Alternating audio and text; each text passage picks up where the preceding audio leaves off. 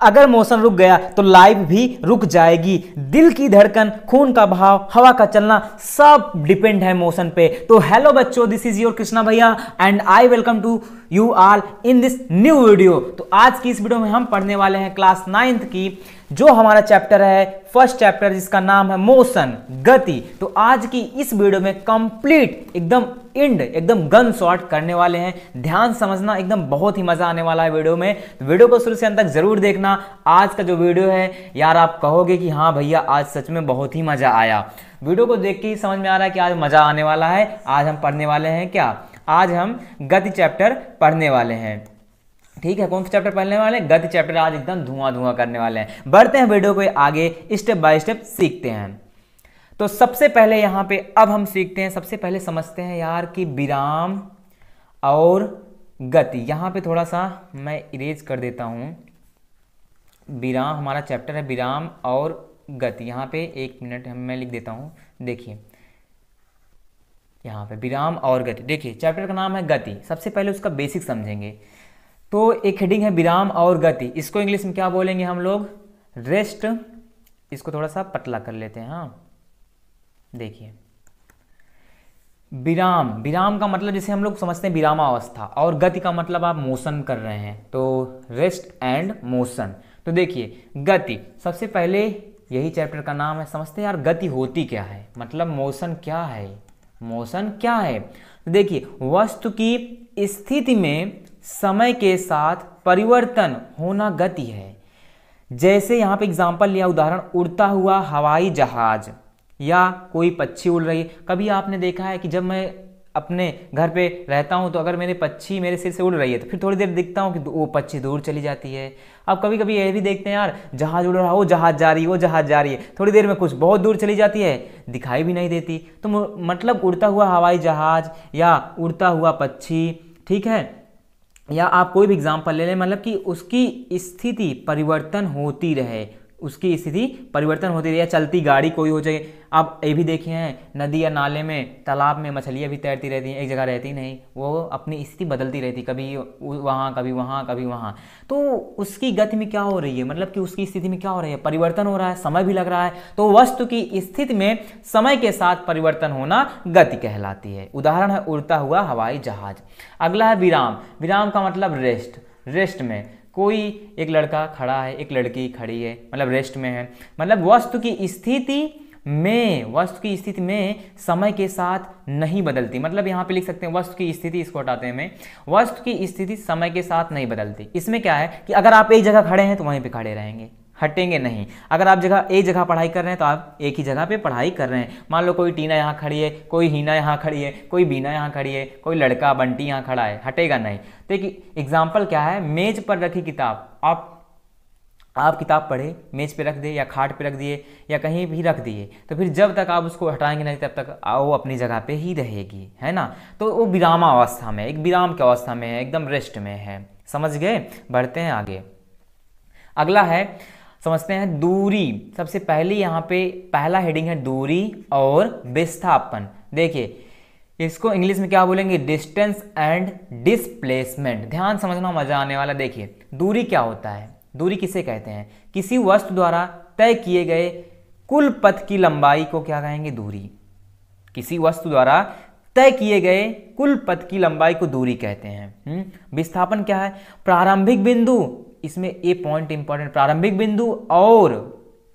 बिंदु और अंतिम बिंदु से सबसे छोटा पथ दिशा सहित, वही है विस्थापन। मतलब कि प्रारंभिक बिंदु ले लो और अंतिम बिंदु ले लो, उसके बीच की जो दूरी होगी वही है हमारा विस्थापन। तो यहाँ पे समझते हैं एग्जाम्पल, जैसे एक लड़का खड़ा है जिसका नाम है बंटी, और यहाँ पे एक लड़की खड़ी है जिसका नाम है टीना। तो अब दोनों स्कूल जाने वाले हैं। वहाँ पे टीना थोड़ा आगे गई है, बंटी खड़ा है, ओ टीना रुको रुको, टीना रुको, मैं आ रहा हूँ, ऐसे बोलते हैं नहीं। तो मान लो बंटी यहाँ से चलना शुरू किया 10 मीटर, फिर यहाँ चला 10 मीटर, फिर यहाँ चला, फिर 10 मीटर, फिर यहाँ पे चला 10 मीटर। अगर यहाँ पे डिस्टेंस निकालो, दूरी मापी जाएगी हमेशा मीटर में, या इसको सेंटीमीटर में मापते हैं, ठीक है। अगर इसका मात्रक देखेंगे तो दूरी का क्या हो जाएगा? मीटर। दूरी का मात्रक मीटर। तो देखिए डिस्टेंस को डी से व्यक्त करेंगे, डी बराबर कितना निकल के आएगा? 10 और ये 10 जोड़ेंगे, 10 ये 10 20 10 30 10 40। तो यहाँ पे दूरी d बराबर डिस्टेंस कितना मिल जाएगी 40, मतलब कि कुल पाथ, कुल लंबाई इन्होंने कितना दूरी तय की।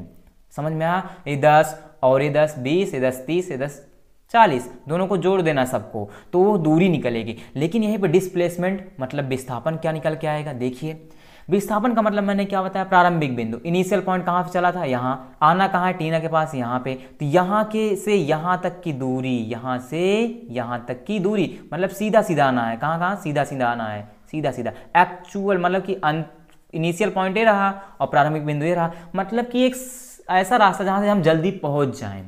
तो यहाँ से यहाँ तक आया, यहाँ तक, ये बीच कितना है 10 है ना, फिर यहाँ तक आया, ये 10 है ना, तो यहाँ से इसका डिस्प्लेसमेंट मतलब विस्थापन 10 + 10 जुड़ के क्या आ जाएगा 20, क्योंकि उसने विस्थापन कितना कवर किया 20 मीटर कवर किया, कि इसका प्रारंभिक बिंदु ये रहा, अंतिम बिंदु ये रहा, बस उसी के बीच की दूरी निकाल लो, वही विस्थापन। अब यहाँ पे देखो दूरी हमेशा विस्थापन से ज़्यादा होती है, क्योंकि दूरी 40 है तो विस्थापन कम, क्योंकि दूरी हमेशा 40 होती है। तो मान लो कहीं से घूम के जाएगा तो दूरी होती है, अगर अंतिम ले लूँ, प्रारंभिक ले लूँ, प्रारंभिक इनिशियल पॉइंट और फाइनल पॉइंट, मतलब अंतिम बिंदु एक होता है और एक प्रारंभिक बिंदु, तो प्रारंभिक बिंदु और अंतिम बिंदु के बीच का जो दूरी होगी वही है विस्थापन। एक छोटा रास्ता, एक छोटा पथ, बस विस्थापन। समझ गए कि नहीं? बढ़ते हैं आगे। अब यहाँ पे कुछ एग्जाम्पल मैंने लिया है, ध्यान समझना।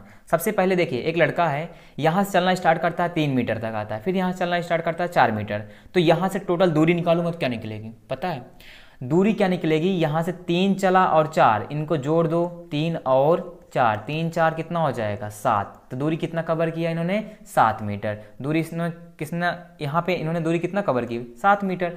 अब विस्थापन समझना है, तो देखिए विस्थापन में क्या होगा कि मैंने यहाँ से चला था ना, ये क्या होगा प्रारंभिक बिंदु, यहाँ पहुँचा हूँ तो ये अंतिम बिंदु, इसके बीच का यहाँ पे डिस्टेंस निकालना है मुझे, ये हालत। ये पॉइंट क्या होता है, देखो एक समकोण त्रिभुज बनाना, तो एक समकोण त्रिभुज बना तो इसको लंब बोलते हैं, इसको आधार और इसको कर्ण। तो एक पाइथागोरस सूत्र आपने याद किया होगा, कर्ण स्क्वायर बराबर लंब स्क्वायर प्लस आधार स्क्वायर। तो कर्ण स्क्वायर बराबर लंब कितना है 4, 4 का स्क्वायर करूंगा तो 16 बन जाएगा, आधार कितना है 3, 3 का स्क्वायर करो 9, तो कर्ण स्क्वायर बराबर 16 9 25, तो स्क्वायर हटाओ तो इस पे रूट लग जाएगा, और 25 किसका मान है 5 का, तो यहाँ पे कर्ण आ जाएगा 5, तो इसका विस्थापन कितना हुआ 5 हो गया। तो अब अगर आपको मैंने एक ट्रिपलेट यहाँ पे बता दे रहा हूँ, अगर कोई 3 4 5 दिखता है तो अगला नंबर 5 रहेगा, अगर 3 4 दिखे तो अगला नंबर 5। एक ट्रिपलेट होता है 3 4 5, 5 12 13 और 7 24 25, मतलब अगर 3 4 दिखा 5 आएगा अगला नंबर, अगर 5 12 दिखा 13 आएगा, अगर 7 24 दिखा तो अगला 25, तो विस्थापन 5 हो गया। समझ गए? अब यहाँ पे देखिए, एक वृत्त मैंने यहाँ पे लिया है, एक लड़का यहाँ से चलना स्टार्ट करता है, यहाँ से चलना स्टार्ट करता है, यहाँ से टोटल यहाँ तक आ जाता है, तो इसका दूरी बताना है। तो देखिए वृत्त है, तो वृत्त पे चलेगा तो वृत्त की क्या होती है परिधि 2πr, क्योंकि वृत्त की परिधि याद होगा सूत्र आपको मैथ में, वृत्त की परिधि, क्योंकि इस वृत्त पे घूम रहा है ना लड़का पूरा, 2πr मैंने r त्रिज्या कितना दिया 14, क्योंकि यहाँ इसका सेंटर होता है, यहाँ से जाता हूँ तो क्या बनती है दूरी, जिसको त्रिज्या बोलते हैं, दूरी नहीं यहाँ पे इसको त्रिज्या बोलेंगे, ठीक। तो यहाँ पे रखूंगा 2 और पाई है, पाई का मान कितना होता है 22/7 गुणे r का मान यहाँ पे त्रिज्या मैंने दिया है 14, काटते हैं इसको, 7 दूनी 14, आप सबका गुणा कराऊंगा 2 का 2 में कराऊंगा 2 दूनी 4 गुणे 22 है, 22 चौक 88 मीटर आ जाएगा। समझे दूरी? अब विस्थापन क्या आएगा भैया, अगर लड़का यहाँ से चलना स्टार्ट किया, चलते गया, फिर यहीं पे अपने स्थान पे आ गया, इसका मतलब विस्थापन इसका 0 हो गया, क्योंकि जहां से चला था वहीं पे आके फिर से रुक गया। प्रारंभिक बिंदु अंतिम बिंदु वहीं पे आ रहा है ना, तो विस्थापन इसका 0, क्योंकि कहीं से चला ही नहीं ना, तो मतलब क्योंकि प्रारंभ में जहां चला तो वहीं पे फिर आ गया बेचारा, तो इसका विस्थापन 0 हो जाएगा। समझ गए कि नहीं उदाहरण? आगे बढ़े? ठीक है, आगे बढ़ते हैं। तो अब यहाँ पे समझते हैं, अगला पॉइंट हमारा है यहाँ पे, दूसरा ले लेते हैं। यहाँ पे देखिए अगला है दूरी और विस्थापन। अभी दूरी विस्थापन समझाना, अब इसमें VS का मतलब इसमें हम तुलना करते हैं, दूरी और विस्थापन में अंतर क्या है यार, है ना।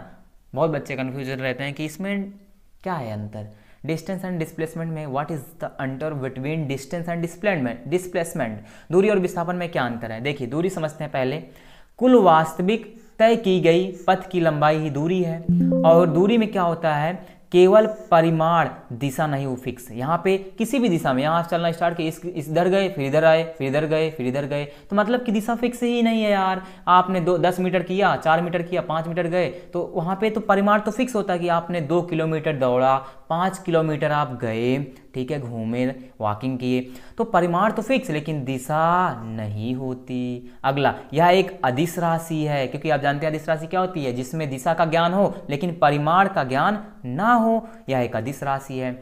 अगला पॉइंट है, वस्तु द्वारा अपनाए गए पथ पर निर्भर करती है, मतलब कि जब कोई व्यक्ति या कोई वस्तु जिस पथ पे चलती है उसी पथ पे निर्भर करेगा दूरी, और दूरी कभी, यहाँ पे लिखा है मैंने, कभी ऋणात्मक नहीं हो सकती। दूरी कभी ऋणात्मक नहीं होगी, ध्यान रखना, दूरी कभी ऋणात्मक नहीं हो सकती। विस्थापन में क्या है, विस्थापन में क्या समझा, प्रारंभिक बिंदु से अंतिम बिंदु तक का सबसे छोटा रास्ता ही विस्थापन है। मैंने एक बिंदु यहाँ बना दिया, एक बिंदु यहाँ, अब चाहे तुम इधर से किधर से भी घूमते जाओ, ठीक, लेकिन यहाँ से गए यहाँ तक आए, फिर यहाँ इसके बीच, यही है विस्थापन। समझे, समझ में? अगर मैं यहाँ से तुम घूमते गए यहाँ फिर आ गए तो विस्थापन इसका 0 हो जाएगा ना। तो विस्थापन में क्या होगा, परिमाण और दिशा है, मतलब इसका दिशा फिक्स, क्योंकि मैंने प्रारंभिक बिंदु और अंतिम बिंदु निकाला। मान लो जैसे ए है, 4 दिशाएं होती हैं, ठीक, इधर से चला इधर गया, तो दोनों दिशा फिक्स है ना, इसीलिए इसमें दिशा और परिमाण दोनों होता है। और दिशा जिसमें परिमाण, जिसमें दिशा हो और परिमाण दोनों का ज्ञान हो, उसे क्या कहते हैं, सदिश राशि, सदिश राशि कहते हैं। तो देखिए, विस्थापन जो है धनात्मक, ऋणात्मक और शून्य हो सकता है, तीनों हो सकता है। विस्थापन धनात्मक भी हो जाएगा, ऋणात्मक भी हो जाएगा और शून्य भी हो सकता है ना। समझ में आया कि नहीं? ठीक है, अगला पॉइंट है, केवल प्रारंभिक और अंतिम स्थिति पर निर्भर करता है। विस्थापन मैटर नहीं करता कि यार आप उधर से घूम के उधर उधर घूमते घूमते उधर उधर यहाँ पे आ गए, डजेंट मैटर, मैटर नहीं करता। मैटर ये करता है कि आपका जो इनिशियल पॉइंट था, प्रारंभिक बिंदु और जो अंतिम बिंदु है, उनके बीच का जो डिस्टेंस है, उसके बीच की जो दूरी है, वही विस्थापन लूंगा। मुझे नहीं फर्क पड़ता कि आप किधर से घूम के स्कूल आए हैं, नहीं, आपका प्रारंभिक बिंदु लूंगा, स्कूल का लास्ट पॉइंट लूंगा, बस उसी के बीच की दूरी नाप लूंगा, वही हमारा विस्थापन आ जाएगा। क्लियर? बढ़ते हैं आगे। कैसा लग रहा है कमेंट में ज़रूर बताना। अब देखिए, यहाँ पे मैंने एक एग्जांपल लिया, ध्यान समझना थोड़ा सा। देखिए, यहाँ से चला, यहाँ फिर 10, फिर 15, फिर यहाँ, फिर मैंने यहाँ से एक पॉइंट रख दिया A और एक पॉइंट यहाँ पे B, ठीक है, रख दे रहा हूँ, ठीक, रख दिया। तो अब देखिए, यहाँ से A चला 10, यहाँ से चला 15, फिर ये 5, तो यहाँ से टोटल यहाँ पे डिस्टेंस कितना कवर की, मतलब यहाँ पे दूरी क्या निकल के आएगी इसकी, इस साइड की 10 और 15, 10, 25, 25 में 5 जोड़ना, मतलब कि 10 + 15 + 5, तो 15, 10, 25, 25, 5 कितना हो जाएगा, 15, 10, 25, 25, 5, 30, तो यहाँ पे 30 मीटर इन्होंने दूरी कवर की, 10 और 15 और ये 5 इधर, और यहाँ पे दूरी कितना आए, तो इधर कितना दूरी कवर की, 2 मीटर यहाँ, 8 मीटर यहाँ, तो यहाँ से इसकी दूरी कितनी निकल जाएगी, इसकी दूरी कितनी निकल जाएगी, 2 + 8, 8 और 2 10, तो यहाँ से टोटल दूरी मैं देखूँ तो क्या निकली, 10A आई और 30A आया, तो इन्होंने 40 मीटर दूरी कवर की। लेकिन अगर विस्थापन पता करूँ तो क्या हो जाएगा, यहाँ पे देखो, यहाँ चला था ना A, क्या बनेगा, प्रारंभिक बिंदु और ये अंतिम बिंदु ना, तो कितना हो जाएगा, यही लाइन किसके बराबर है, ऊपर वाली लाइन के बराबर ना, तो ऊपर 15 तो नीचे भी 15, तो विस्थापन 15 मीटर हो जाएगा। बस समझ में आया, क्योंकि ये लाइन देखो सेम है, वही लाइन नीचे भी है, बराबर लाइन है कि नहीं, तो ए भी 15 बराबर हो जाएगा 15 मीटर। समझ गए? दूरी यहाँ 10, ये 15, ये 5 जोड़ेंगे, 15, 10, 25, 5, 30, और यहाँ दूरी देखा 2 मीटर, 8 मीटर, जोड़ा 8, 2, 10, तो टोटल दूरी यहाँ पे निकाला मैंने कितना, टोटल दूरी 10 और यहाँ से 30 आई थी, 30, 10, 40। समझ गए? तो विस्थापन यही लाइन, प्रारंभिक बिंदु और अंतिम बिंदु, विस्थापन हो गया। क्लियर? बढ़ते हैं आगे। अब यहाँ पे देखते हैं अगला पॉइंट है हमारा, चाल और वेग। चाल और वेग किसे कहते हैं, देखिए इस पॉइंट को समझते हैं। इंग्लिश में इसको बोलेंगे speed and velocity, speed and velocity, चाल और वेग। देखिए, चाल किसे कहेंगे, एकांक समय में तय की गई दूरी को चाल कहते हैं। एकांक समय मतलब एकांक समय में, इकाई समय में भी बोल सकते हैं कि इकाई समय में तय की गई दूरी को चाल कहते हैं। सूत्र है चाल बराबर दूरी बटा समय, मतलब स्पीड बराबर इंग्लिश में लिख सकते हैं आप डिस्टेंस अपॉन टाइम। मात्रक क्या होगा इसका, मीटर प्रति सेकेंड यहाँ पे, ठीक है। या इसी को लिख सकता हूँ मीटर का किलोमीटर में बदलो किलोमीटर, और सेकंड को घंटे में भी रख सकता हूँ किलोमीटर प्रति, इसको ये है प्रति, इसको बोलते हैं प्रति हावर, ठीक है। समझ गए। एकांक समय में तय की गई दूरी को ही चाल कहते हैं। चाल हमेशा कैसे निकलेगी, दूरी बटे समय कर दो। अगला है वेग, वेलोसिटी।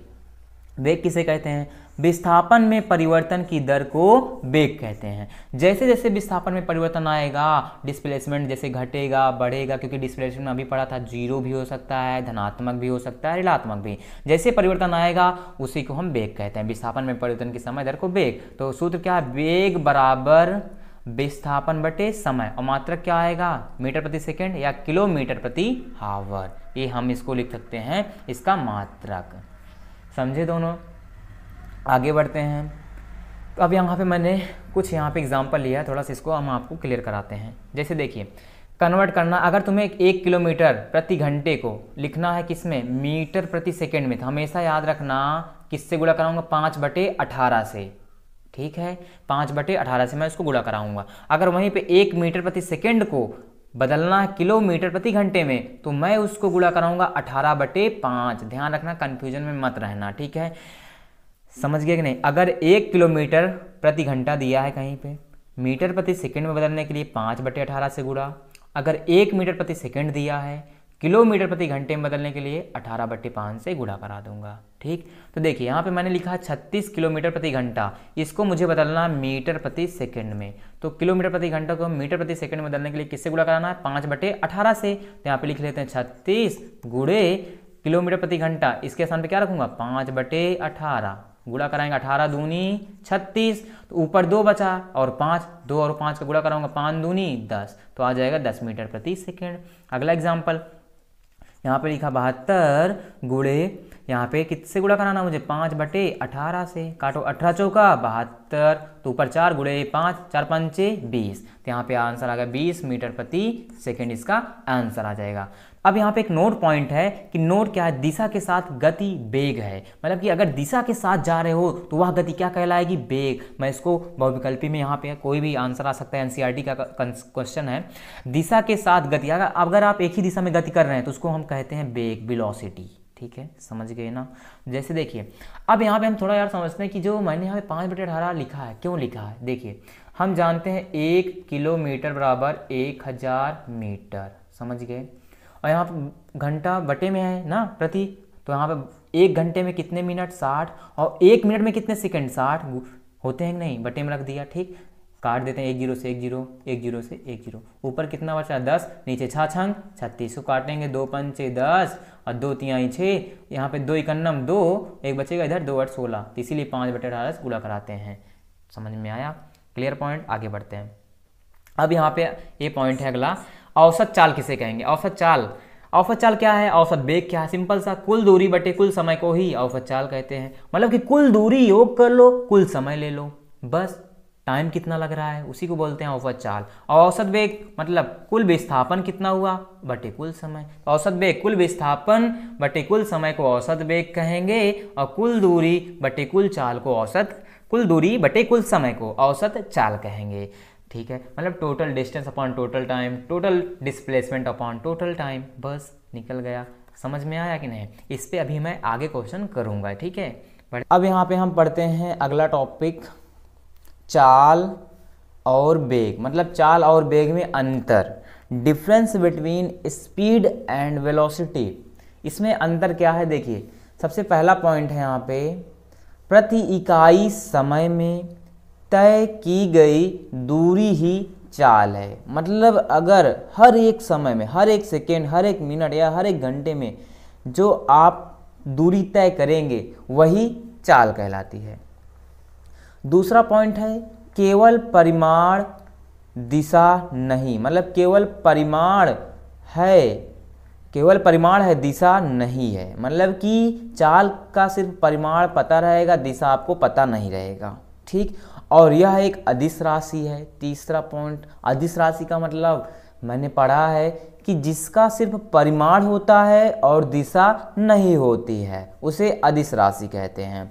और अगला पॉइंट है, कभी ऋणात्मक नहीं हो सकती, मतलब जो चाल है यह ऋणात्मक नहीं हो सकती, हमेशा ही धनात्मक रहेगी। चाल ऋणात्मक नहीं हो सकती। अब आते हैं वेग में, पहला पॉइंट क्या है, वेग का क्या, वेग किसे कहते हैं, देखिए प्रति इकाई समय में तय किया गया विस्थापन ही वेग है। हर एक समय में, हर एक सेकंड में या हर एक मिनट, हर एक घंटे में जो आप विस्थापन तय करेंगे, विस्थापन क्या, एक प्रकार की दूरी, उस दूरी को जो आप विस्थापन को तय करेंगे वही वेग कहलाता है, क्योंकि विस्थापन में हर बार चेंज आएगा ना, परिवर्तन आएगा। तो मैंने यही तो पढ़ा था कि विस्थापन में परिवर्तन की दर को ही वेग कहते हैं। तो अगला पॉइंट क्या है, परिमाण और दिशा दोनों का, दोनों यहाँ पे लिख सकते हैं, दोनों होता है, मतलब कि यहाँ पे परिमाण और दिशा दोनों होता है इसमें, वेग में।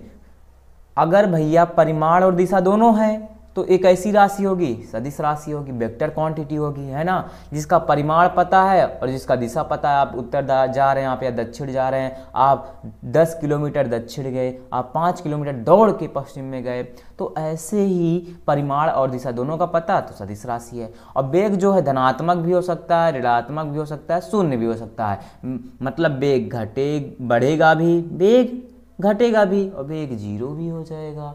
तो वेग 3 हो सकता है, क्योंकि विस्थापन है ना, यहाँ पे विस्थापन में पढ़ा था कि विस्थापन धनात्मक और ऋणात्मक और शून्य होता है, तो वेग भी धनात्मक, ऋणात्मक और शून्य होगा। अब फाइनल नेक्स्ट टॉपिक अगला है मेरा त्वरण, जिसको बोलते हैं एक्सेलरेशन, इंग्लिश में क्या बोलेंगे, एक्सेलरेशन। इंपॉर्टेंट पॉइंट है, ध्यान से समझना। देखिए त्वरण किसे कहते हैं, होता क्या है, वेग में परिवर्तन की दर को त्वरण कहते हैं, इसे स्मॉल a से व्यक्त करते हैं। अगर आप वेग को कम या ज़्यादा कर रहे हैं तो जान लो कि वहाँ पे त्वरण कम या ज़्यादा हो रहा है, ठीक।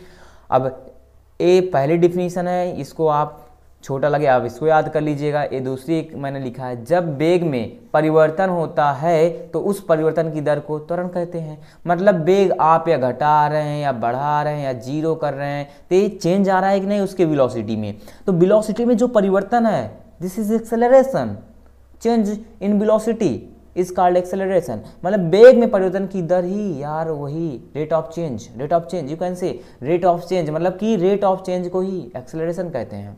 Rate of change in velocity को एक्सेलरेशन कहते हैं। वेग में परिवर्तन की दर को एक्सेलरेशन मतलब त्वरण। तो वेग में परिवर्तन की दर को त्वरण कहते हैं, इसे स्मॉल a से व्यक्त करते हैं। इसका सूत्र क्या होगा, देखिए त्वरण बराबर अंतिम वेग माइनस प्रारंभिक वेग बटे समय को ही त्वरण कहते हैं। यहाँ पे इसका सूत्र निकल के आता है, ठीक। और इसी को मैं यहाँ पे देखे त्वरण को किससे व्यक्त करते हैं, ए से, तो ए लिख लिया। और यहाँ पे है अंतिम वेग को v से व्यक्त करते हैं, जिसको बोलते हैं फाइनल वेलोसिटी, माइनस u क्या होता है प्रारंभिक वेग, जिसको बोलते हैं इनिशियल वेलोसिटी, बटे समय t रख दो, तो ही मेरा सूत्र निकल के आ जाता है त्वरण का। समझे, आगे देखते हैं। अब यहाँ पे देखिए त्वरण का मात्रक क्या बनेगा, मीटर प्रति सेकेंड स्क्वायर, क्योंकि त्वरण क्या होता है, त्वरण यही होता है वेग में परिवर्तन, तो बार बार परिवर्तन हो रहा है, इसीलिए बार बार परिवर्तन होता है, मीटर प्रति सेकेंड स्क्वायर उसका क्या बन जाएगा, क्योंकि वहाँ पे u भी था v भी था ना, इसीलिए सूत्र बना था v minus you upon T, और यहाँ पे मात्रक बन जाएगा मीटर प्रति सेकेंड स्क्वायर। अब त्वरण में कुछ बातें हैं, इसको ध्यान में रखना, इससे कोई भी क्वेश्चन बन सकता है, बहुविकल्पी भी पूछ सकते हैं, ठीक है। एनसीईआरटी की बुक पूछती है और बहुविकल्पी क्वेश्चन बन सकता है, ध्यान रखना इस बात को। देखिए त्वरण क्या है, यह एक सदिश राशि है, यह एक सदिश राशि है, इसका परिमाण और दिशा है। मतलब भाई जब त्वरण सदिश राशि है तो परिमाण होगा और दिशा होगा, वेक्टर क्वांटिटी है। दूसरा पॉइंट, यह यदि त्वरण वेग की दिशा में हो तो त्वरण धनात्मक होगा। मतलब कि अगर आप जिस दिशा में गति कर रहे हैं उसी दिशा में अगर त्वरण है तो वहाँ पे जो वेलोसिटी होगी, जो हमारा वेग होगा वह धनात्मक होगा, ठीक। अगला पॉइंट, यदि त्वरण वेग के विपरीत दिशा में है, मतलब कि अगर आप इधर जा रहे हैं, इधर त्वरण है और वेग इधर है, तो यहाँ पे क्या होगा, वेग के विपरीत दिशा में है तो त्वरण ऋणात्मक होगा। अगर यहीं पे मैंने समझा कि अगर इधर त्वरण भी है इधर वेग भी है, तो यहाँ पे जो त्वरण होगा वह पॉजिटिव होगा और यहाँ पे जो त्वरण होगा वह निगेटिव होगा, समझिए। मतलब अगर त्वरण वेग की दिशा में हो तो त्वरण धनात्मक होगा, अगर त्वरण वेग की विपरीत दिशा में हो तो त्वरण ऋणात्मक होगा। और यही मैंने अभी पढ़ा था कि त्वरण a बराबर वेग में परिवर्तन बटे समय, वही है त्वरण वेग में परिवर्तन बटे समय, change in velocity upon time, वही है त्वरण। समझ गए? आगे बढ़ते हैं। कैसा लग रहा है, मजा आ रहा है कि नहीं? अब एग्जाम्पल समझते हैं, थोड़ा सा ध्यान समझना। देखिए यहाँ पे क्या है कि यहाँ पे मैंने बंटी को बैठाया है कार में। भैया बंटी नए नए आए हैं बंदे, कार चलाना सीखे हैं, अभी कार को चलाते हैं। तो देखिए यहाँ से इन्होंने क्या कार चलाई है। देखिए पहले ए गए 10 मीटर प्रति सेकंड की रफ्तार से, ठीक। फिर ए आगे जैसे बढ़े वैसे इनको मज़ा आने लगा, वैसे इन्होंने अपनी रफ्तार बढ़ा दी, 40 मीटर प्रति सेकंड कर दी कि नहीं। और टाइम कितना लग रहा है इनको, 20 सेकंड। टाइम इनको 20 सेकंड लग रहा है। यहाँ पे वेग कितना हुआ, 10 मीटर प्रति सेकंड। यहाँ पे वेग कितना हुआ, 40 मीटर प्रति सेकंड। तो देख लो एक ही दिशा में चला रहे हैं कि नहीं। तो यहाँ पे जो त्वरण होगा वह पॉजिटिव होगा, क्योंकि वेग एक ही दिशा में है और त्वरण भी एक ही दिशा में लगेगा। टाइम 20 सेकेंड, हर 20 सेकेंड पे इन्होंने अपने वेग को बढ़ाया है, वेग बढ़ाया है, समझे। तो इन्होंने वेग बढ़ाया तो त्वरण बढ़ेगा बढ़ेगा। तो जो ये भाई नए नए बंटी हैं साहब, सुन गाड़ी सीखी है, पहले हो गाड़ी पाए हो आईटी कितने 10 मीटर प्रति सेकंड। फिर उसके बाद क्या हुआ, फिर जल्दी अरे गाड़ी अच्छी लग रही चलाने है तो तुरंत स्पीड बढ़ा दे 40 मीटर प्रति सेकंड इस बार। फिर आगे बंटी का पता नहीं है ना कितना स्पीड से बढ़ा दिया, समझे कि नहीं। तो यहाँ पे क्या हो रहा है कि पहले 10 मीटर प्रति सेकंड की वेग से उन्होंने चलाया, फिर 40 मीटर प्रति सेकंड के वेग से। तो फिर यहाँ पे वेग एक ही दिशा में है तो त्वरण भी एक ही दिशा में होगा, तो इसलिए त्वरण यहाँ पे धनात्मक होगा, पॉजिटिव होगा। त्वरण क्या होगा, पॉजिटिव होगा, मतलब यहाँ पे हम बोल सकते हैं त्वरण धनात्मक होगा। समझ गए। तो यहाँ पे देखिए कैसे निकाल सकते हैं। यहाँ पे अगर मैं देखूँ त्वरण निकालो, a बराबर यहाँ पे अंतिम वेग कितना, अभी मैंने पढ़ा था a बराबर v माइनस यू बटे का t, ठीक है। a बराबर v, यहाँ पे माइनस रखेंगे, ठीक, v माइनस यू बटे t। तो v कितना है अंतिम वेग, 40 रख लेते हैं, माइनस प्रारंभिक वेग u कितना है हमारा, ये शुरुआत में था अंतिम है, ठीक है। u कितना है मेरा 10 रख लिया, बटे t, टाइम कितना लग रहा है, यहाँ पे टाइम का मान है सेकेंड, 20 सेकेंड। घटाते हैं 20 है टाइम, 40 में से 10 गया, 20 बटे 20, तो 20 से कटेगा, क्या बचेगा 1। तो यहाँ पे त्वरण कितना आ गया, 1 मीटर प्रति सेकेंड स्क्वायर, क्योंकि त्वरण का मात्रक था मीटर प्रति सेकेंड स्क्वायर। तो वह 1 मीटर प्रति सेकेंड स्क्वायर वहाँ पे त्वरण लग रहा है इस जो गाड़ी में। यहाँ पे जो वेग बढ़ा रहा है ना, बढ़ाया, तो यहाँ पे 1 मीटर प्रति सेकेंड का त्वरण लग रहा है, समझे। त्वरण हम ऐसे निकालूंगा। आगे बढ़ते हैं, एग्जाम्पल आई होप समझ गए होंगे। बढ़ते हैं आगे, है ना। तो देखिए अगला मेरा टॉपिक है, क्या है, एक समान गति, जिसको बोलेंगे इंग्लिश में यूनिफॉर्म मोशन। क्या, यूनिफॉर्म मोशन। अच्छा टॉपिक है, ध्यान समझना। देखिए अच्छे से यहाँ पे एग्जांपल मैंने लिया, ध्यान समझना, मजा आएगा। देखिए जब कोई वस्तु समान समय, क्या होगा, समान समय, इक्वल टाइम, इंटरवल, अंतराल का बोलते हैं इंटरवल, समान दूरी, मतलब समान दूरी, इक्वल डिस्टेंस तय करती है, तो उसकी गति को समान गति कहते हैं, मतलब उसकी गति को एक समान गति कहते हैं। तो मतलब कोई वस्तु है, अगर समय समान है और समान दूरी भी तय कर रही है तो उसकी गति को एक समान गति कहते हैं। जैसे यहाँ पे एक सड़क है, यहाँ पे बंटी भैया आए हैं गाड़ी लेकर, नई गाड़ी लेकर आए हैं, कह रहे हैं कि मुझे चलाना है गाड़ी, मैं सीख रहा हूँ गाड़ी। बंटी भैया बैठ गए गाड़ी के अंदर, भैया अब ये गाड़ी को चलाने वाले हैं। तो यहाँ तक एक गाड़ी चलाए 5 मीटर, ठीक है। फिर यहाँ पे इन्होंने टाइम लिया 1 सेकेंड। फिर उससे बाद यहाँ से यहाँ तक आए, फिर इन्होंने 5 मीटर चलाया, फिर टाइम लिया 1 सेकेंड। फिर यहाँ से यहाँ तक आए, फिर 5 मीटर लिया, टाइम लिया 1 सेकेंड। तो देखो जरा दूरी क्या हो रही, 5 मीटर 5 मीटर 5 मीटर, और टाइम क्या लग रहा है, 1 सेकेंड 1 सेकेंड 1 सेकेंड। तो मतलब यह है कि दूरी भी 5 मीटर है हर जगह और टाइम भी हर जगह 1 सेकेंड है। तो दूरी समान है, टाइम भी समान है, तो वही क्या होगी, एक समान गति।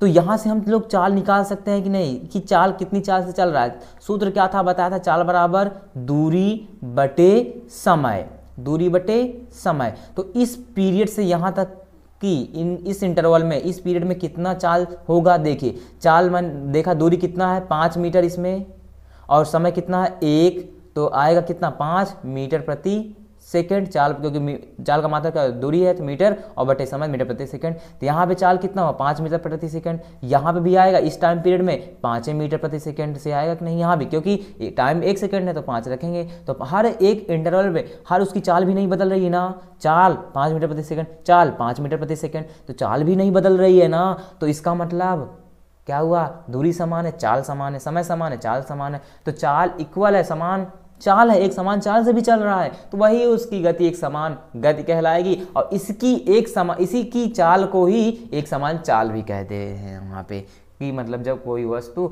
एक समान चाल से चल रही है तो उसकी चाल एक समान चाल कहलाती है ना।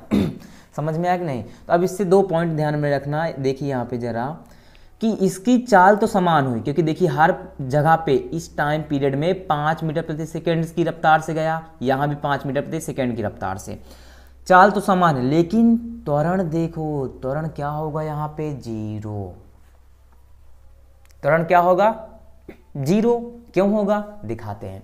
त्वरण कैसे निकलता है, a बराबर अंतिम वेग 5, प्रारंभिक वेग भी 5 मीटर था, बटे टाइम 1 सेकेंड, तो 5 में से 5 जाएगा 0, नीचे 1 सेकेंड, तो बराबर 0, तो त्वरण 0 आया कि नहीं। तो मतलब जब उसकी चाल में परिवर्तन नहीं हो रहा है, वेग में परिवर्तन नहीं हो रहा है, तो उसका त्वरण 0 होगा, उसका त्वरण 0 होगा।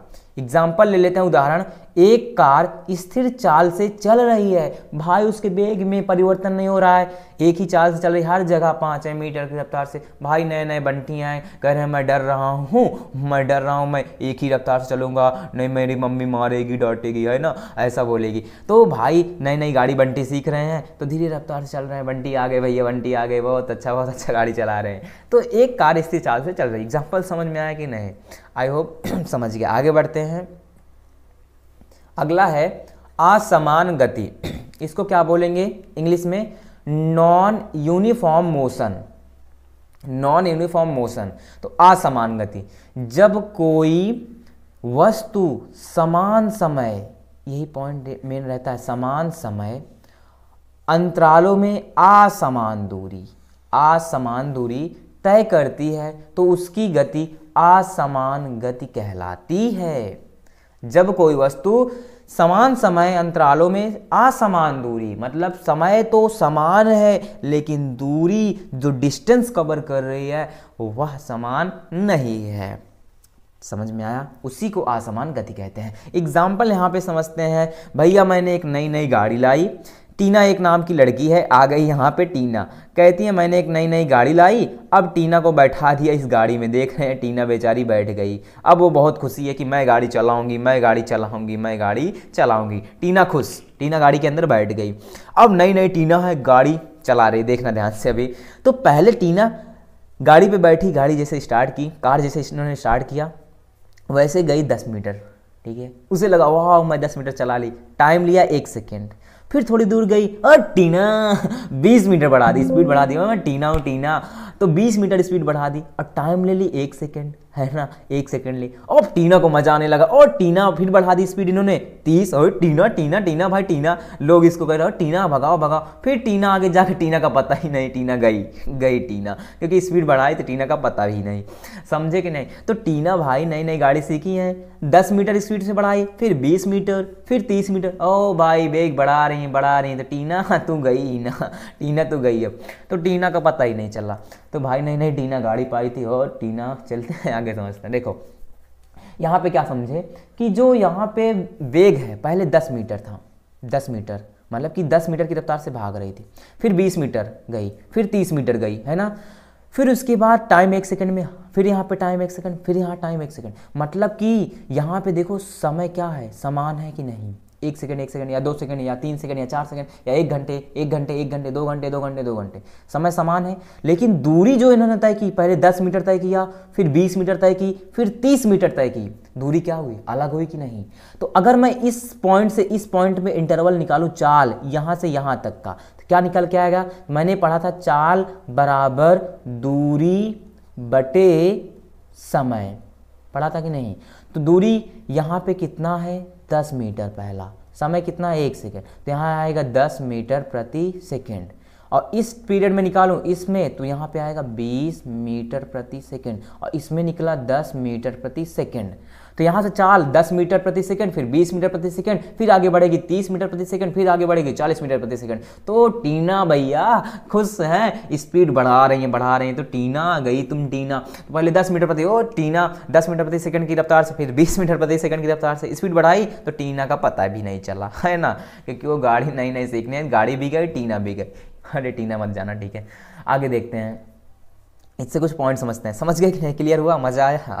आगे देखिए पॉइंट क्या है, चाल असमान। तो देखिए क्यों, कि पहले 10 था मीटर प्रति सेकंड की चाल, फिर 20 मीटर प्रति सेकंड, चाल बदली कि नहीं, तो चाल असमान होगी। और त्वरण शून्य नहीं है, यहाँ पे ध्यान रखना, त्वरण शून्य नहीं है। क्यों, अगर मैं लूँ त्वरण को निकालूँ, क्या था, ए बराबर अंतिम वेग। मैं मान लेता हूँ यहाँ इस पॉइंट से इस पॉइंट तक, इस पॉइंट पे अंतिम वेग क्या है 20, और इस पॉइंट पे शुरुआती वेग क्या है -10 कर देंगे, बटे टाइम 1 सेकेंड। तो ए बराबर 20 में से 10 जाएगा 10, और 1 का मतलब कुछ नहीं, त्वरण 10 आ गया। तो यहाँ पे त्वरण शून्य नहीं होगा, त्वरण बढ़ेगा भी, त्वरण घट सकता भी। तो मतलब कि यहाँ पे त्वरण शून्य नहीं होगा। उदाहरण क्या है, परिवर्ती चाल से चल रही कार, मतलब ये कार चल रही थी पहले 10 मीटर प्रति सेकंड से, फिर 20 मीटर, फिर 30, फिर 40, ऐसे उसकी चाल बार बार क्या हो रही है, बदल रही है। तो चाल में जब उसके चेंज आ रहा है, तो वहाँ पे असमान गति होगी। तो मतलब ऐसे क्वेश्चन बन सकता है कि अगर कोई कार अपनी चाल को बदल रही है, तो वहां पे बताओ कि असमान गति है कि समान गति है, या इनमें से कोई नहीं, या चाल बार बार बदल रही है। तो वहां पे क्या लिखोगे आप, असमान गति है। समझ में आया नहीं, है ना, क्लियर हुआ। अगला मेरा कंसेप्ट है गति का ग्राफी प्रदर्शन। देखिए बहुत सारे बच्चे कंफ्यूज रहते हैं, उनको डर लगता है कि यार ग्राफ को कैसे समझें। तो आज इसमें तो अब हम सीखते हैं गति का ग्राफी प्रदर्शन। देखिए ध्यान से समझना, ग्राफ एक एक ग्राफ मैंने यहाँ पे ध्यान से अच्छे से क्लियर कराया, ध्यान से समझना, क्योंकि ग्राफ में बच्चों को डाउट रहता है और ग्राफ समझने में उनको प्रॉब्लम आती है। लेकिन अगर आप इसको देखते हैं, यहाँ पे समझते हैं, तो मैं गारंटी के साथ कहता हूँ कि आपका ग्राफ में जो भी क्वेश्चन बनेगा सब कर लेंगे, और ग्राफ से आपके सारे डाउट क्लियर हो जाएंगे। सबसे पहले यहाँ पे मैंने एक ग्राफ बना लिया है। तो देखिए जो ऊपर लाइन रहती है उसको हम बोलते हैं YH, और जो ये नीचे दिख रही है ना, ए वाली लाइन, ए वाली दिख रही है, ए वाली, इसको बोलते हैं x अक्ष, और इसको बोलते हैं YH, ठीक। और बीच में मेरा क्या रहता है, 0, जिसको बोलते हैं मूल बिंदु। तो देखिए ऊपर मैं यहाँ पे मैंने 1 2 3 4 5, फिर 10 20 30 40, ये जो नंबर लिए हैं ऊपर YH में 10-10 के अंतर में मैंने लिया है, ठीक। तो और ये जो बीच में लाइन है इसको बोलते हैं ढाल। क्या बोलेंगे, ढाल। तो सबसे पहले यहाँ पे हम समझते हैं ढाल, जिसको इंग्लिश में बोलते हैं स्लोप। तो इंग्लिश में क्या बोलते हैं, स्लोप, SLOP, स्लोप। ढाल जो हमेशा निकलेगी वह y/x से निकलेगी। किससे निकलेगी, y/x, मतलब y और बटा x।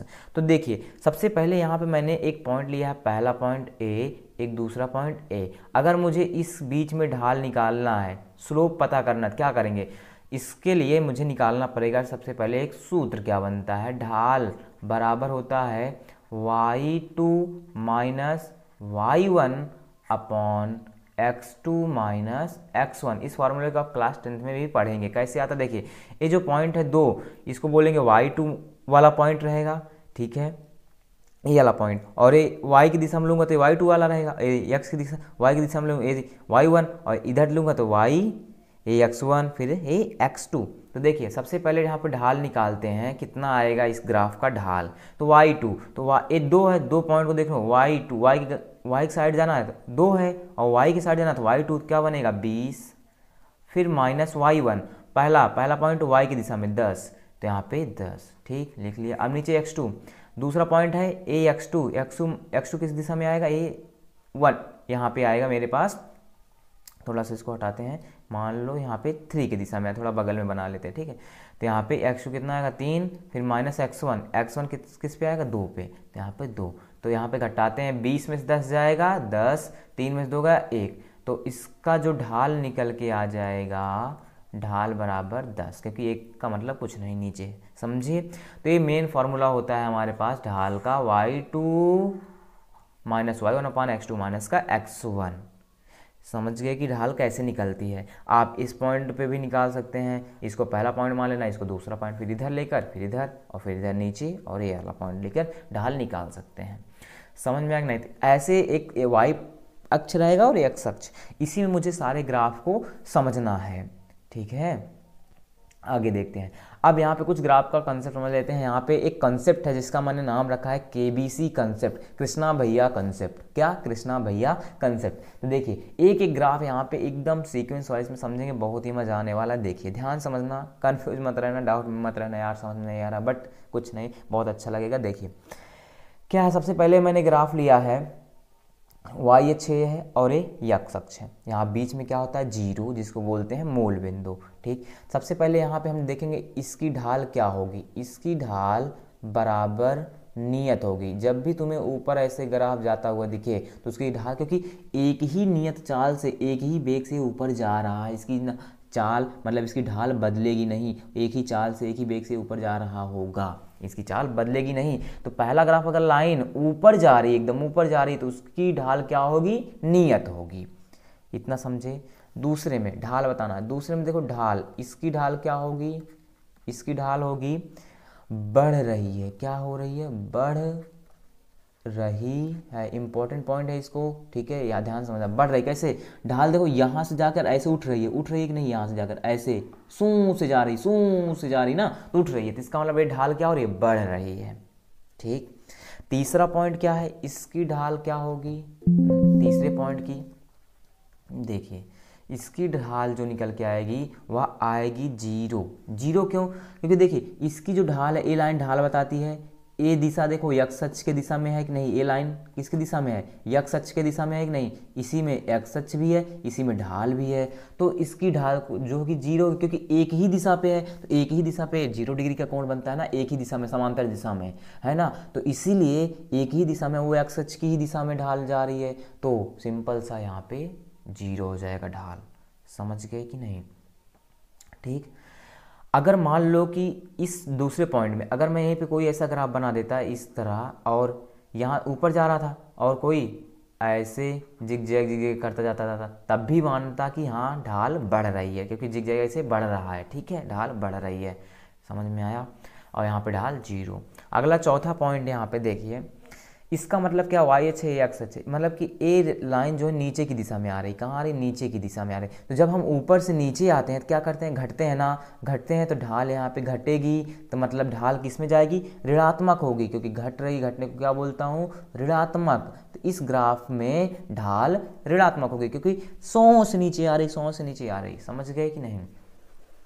ठीक है, तो इसका मतलब इस पॉइंट में ढाल ऋणात्मक। अगला है, इसमें देखिए y है, x है, मैंने एक b पॉइंट लिया, एक a पॉइंट। तो यहाँ पे ढाल क्या निकल के आएगी? देखिए यहाँ पे जो ढाल, पहला पॉइंट ए b है और ए है, तो यहाँ से देखो एंगल कौन सा बनेगा? b का बड़ा बनेगा, सबसे बड़ा एंगल ना। तो यहाँ से जो ढाल b होगी, मतलब मेरे पास ढाल जो b होगा वह बड़ा होगा किससे? ढाल मतलब स्लोप a से बड़ा होगा। क्यों? कि इसका बड़ा एंगल बनेगा कि नहीं। उसी प्रकार मैं अगर एक लाइन और बना देते हैं, यहाँ पे एक लाइन, फिर एक लाइन, फिर एक लाइन, इसका नाम दे दिया c, इसका नाम दे दिया b, इसका नाम a। तो यहाँ पे बताओ, यहाँ से एंगल लूंगा, सबसे बड़ा कोण किसका जाएगा? c ना, सबसे ऊपर लाइन कौन? c, तो c सबसे बड़ा होगा, तो यहाँ पे c बड़ा होगा, फिर उसके बाद b बड़ा होगा, फिर उसके बाद a बड़ा होगा। ये सब ढाल बड़ी होंगी। समझ में आया कि नहीं ग्राफ का कंसेप्ट? पहला, ढाल अगर यहाँ पे एक रेखा बीचों बीच से सीधी जा रही तो ढाल नियत होगी, और यहाँ के कर्व टाइप की मुड़ रही, ऊपर जा रही से ढाल बढ़ रही है। फिर ढाल अगर x दिशा, x के अक्ष के समांतर है, तो वो ढाल 0 होगी। यहाँ पे जैसे मान लो कि अगर मैं एक और लाइन बनाया, ए y अक्ष है, ठीक है, ए y अक्ष है ना, और ये x अक्ष है। अगर मैंने एक स्लोप ऐसे डाल दिया, तो ये भी y अक्ष की दिशा में ना, तो यहाँ भी ढाल क्या निकल के आएगी? ढाल इस भी ग्राफ में 0 आएगी, ठीक है। अगला, अगर लाइन नीचे की ओर आ रही, नीचे की ओर, तो ढाल कैसी होगी, ऋणात्मक, ढाल कैसी होगी, ऋणात्मक। फिर उसके बाद अगर एक यहाँ पे मैंने एक्स वाई एच लिया, एक मैंने ढाल बनाया बी, एक लाइन मैंने ए, तो इसमें सबसे बड़ी ढाल किसकी होगी, बी की, क्योंकि बी ऊपर है, सबसे बड़ा कोण बनाएगा, इसीलिए ढाल बी की बड़ी होगी, ढाल ए की कम होगी।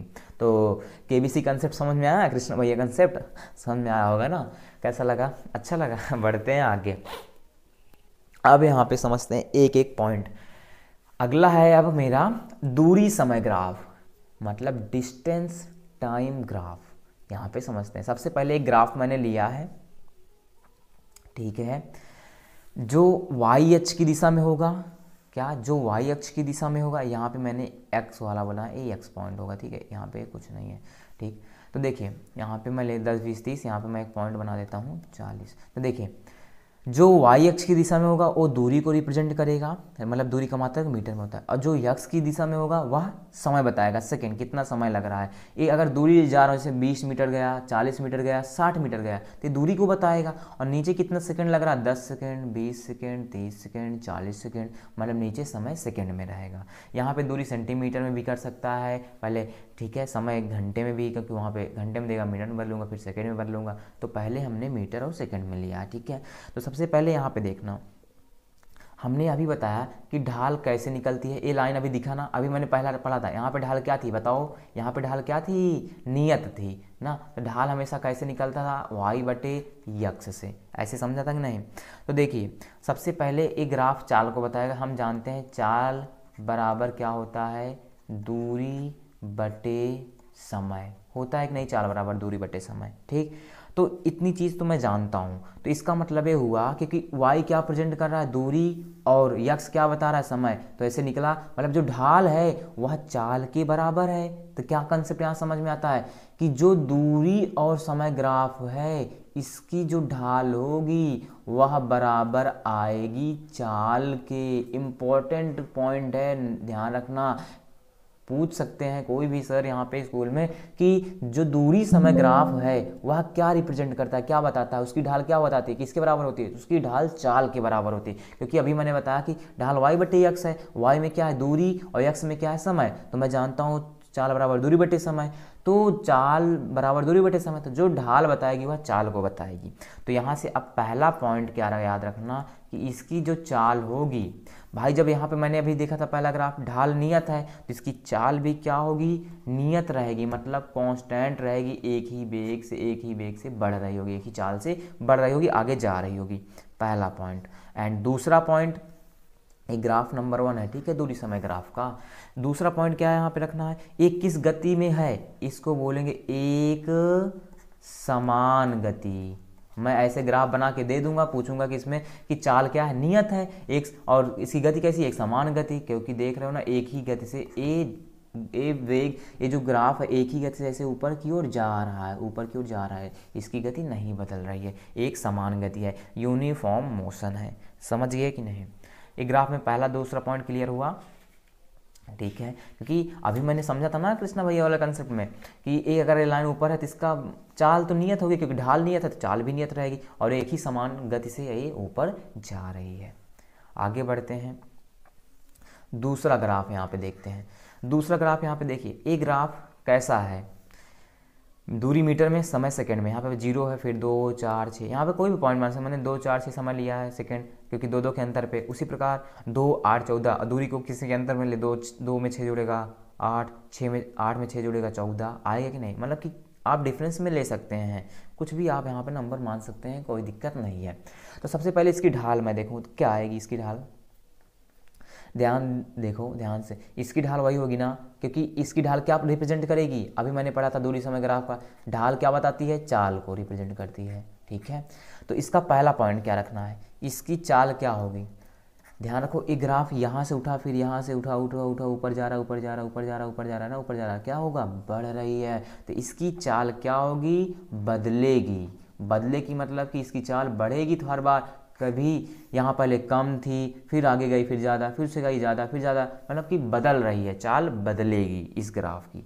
तो आपके सामने ऐसा क्वेश्चन आ सकता है कि ऐसे आपको ग्राफ बना के दे दिया जाएगा, पूछ लेगा इस ग्राफ में बताओ चाल बदल रही है कि घट रही है कि बढ़ रही है। तो चाल यहाँ पे परिवर्तन आ रहा है, चाल में परिवर्तन आ रहा है, चाल बदल रही है। ठीक। और दूसरा पॉइंट इसमें क्या रखना है, इसकी गति कैसी है, असमान गति, मतलब कि नॉन यूनिफॉर्म मोशन, असमान गति, असमान गति। समझ में आया कि नहीं? क्यों?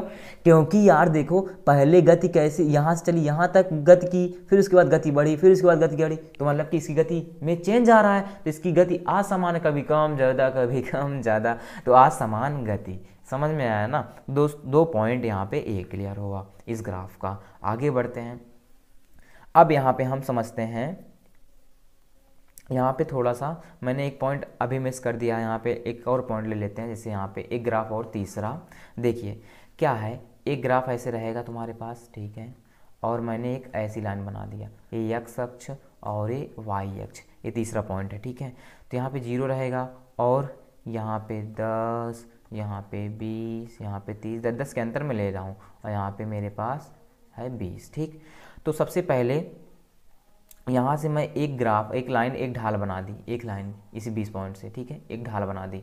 तो बताओ ये ढाल है किसके अक्ष के समांतर है, x अक्ष के समांतर है ना। तो यहाँ से पहला पॉइंट क्या ध्यान रखना कि इसकी चाल क्या होगी, क्योंकि स्लोप 0 था इसका, अभी मैंने पढ़ा था इसी ग्राफ वाला कंसेप्ट, कृष्ण भाई वाला कंसेप्ट में ना, चाल इसकी क्या होगी 0, क्योंकि x अक्ष के समांतर है, ठीक।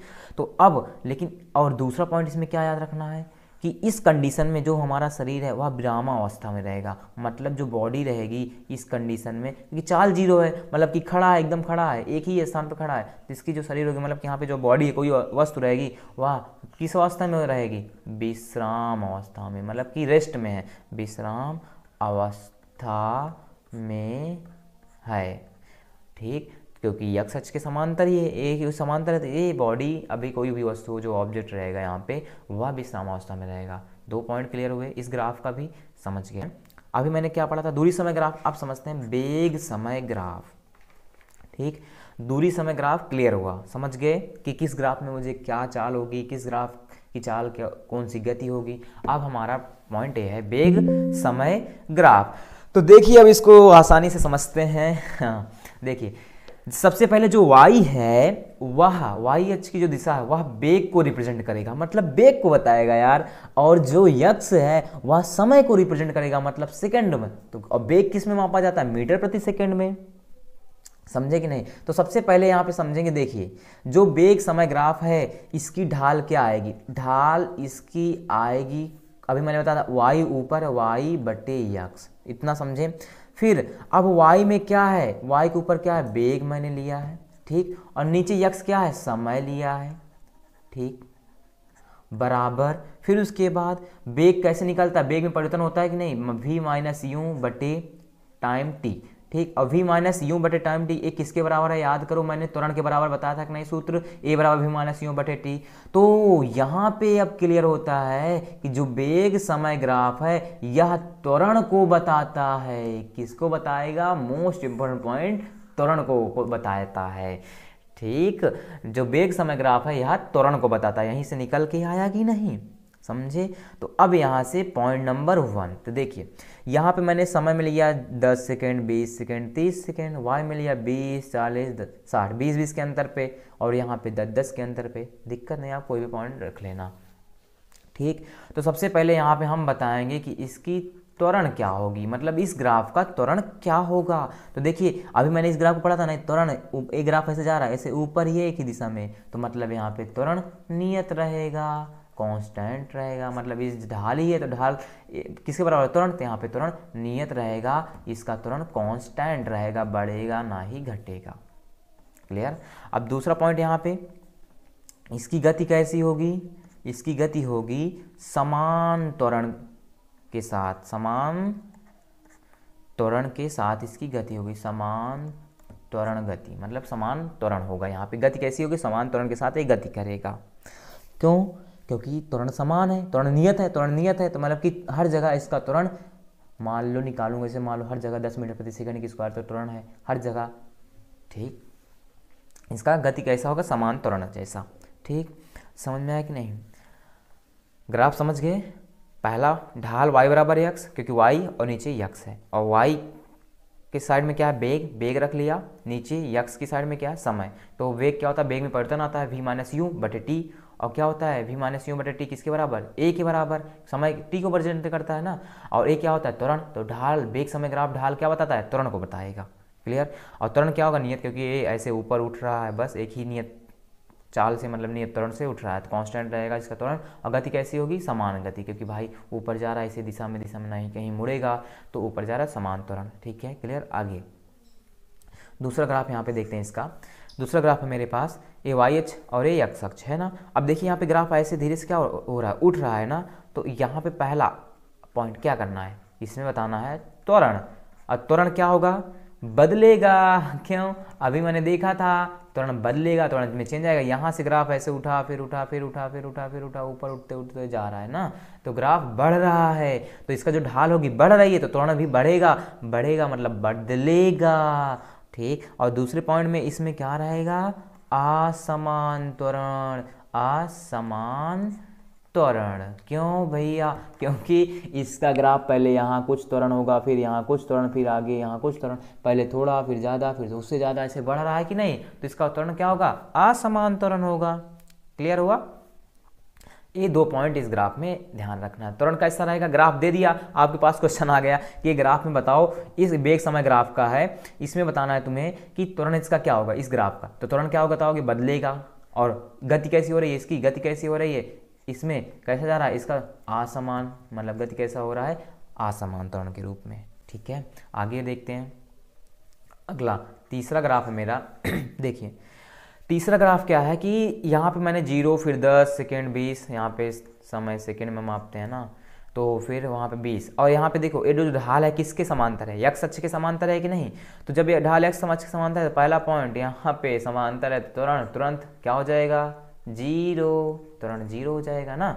और दूसरा पॉइंट क्या है, इसकी गति समान होगी, समान गति होगी, मतलब समान त्वरण से गति करेगा, समान त्वरण से गति करेगा, क्योंकि ये एक ही दिशा में, इसी एक्स अक्ष के दिशा में समांतर है, समांतर है, इसलिए इसकी गति समान रहेगी। क्लियर।